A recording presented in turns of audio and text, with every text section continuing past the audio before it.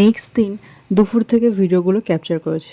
দেখো জামাই বাড়িতে এসছে বলে কথা, তাই শ্বশুরও বসে পড়েছে সবজি কাটতে, রান্না করতে, শ্বশুর আর শাশুড়ি মিলে। তো আমি দুপুরবেলা রীতিমতো স্নান টান করে একটু ঝামেলা হয়েছিল, তো সেই জন্য ঘুমাতে চলে গেছিলাম। তারপর ঘরে এসে দেখি মা এত কিছু রান্না করেছে, পনির করেছে, চিকেনের একটা নতুন ডিশ বানিয়েছে, আর সাথে ফ্রাইড রাইস। তো অত্যন্ত ভালো ছিল, অত্যন্ত। দেন সন্ধ্যাবেলা আমরা সবাই মিলে বেরিয়ে গেছি। আর যেহেতু আমার শ্বশুরবাড়ির এখানে দম ফুচকাটা পাওয়া যায় না, ওটা আমাদের ওখানে পাওয়া যায়, তো বোন সেটা খাবে বলেই ওদেরকে নিয়ে গেছিলাম।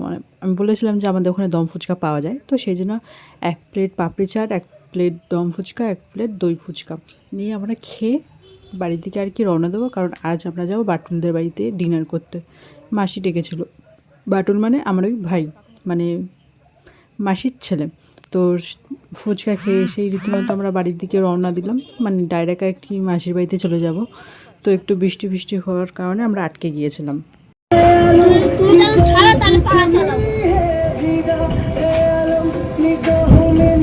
এত পুরনো নেই, ঘর ফেটে গেল।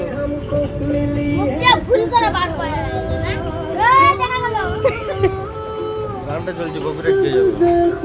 আমরা বক বক করছি তো। কপিরাইট খেয়ে যাবে, এটা আপলোড করলে কপিরাইট খেয়ে যাবে।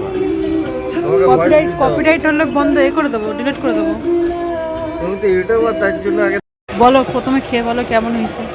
নুন কম হয়েছে, আমি বলে দিচ্ছি।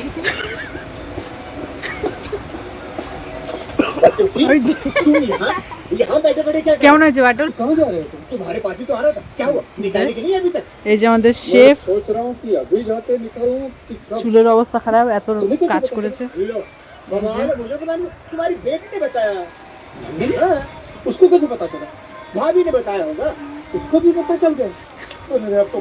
কেমন হয়েছে পনির? একজনের কাছ থেকে পারফেক্ট। এদিকে এগুলো তুলে দিচ্ছে ক্যাপসিকামগুলো। আর তোমরা কিন্তু একদম সাবস্ক্রাইব করছো না, প্লিজ ভিডিওটাকে সাবস্ক্রাইব করে আমার চ্যানেলের পাশে থেকো, তাহলে তারও ভিডিও দেখতে পাবে।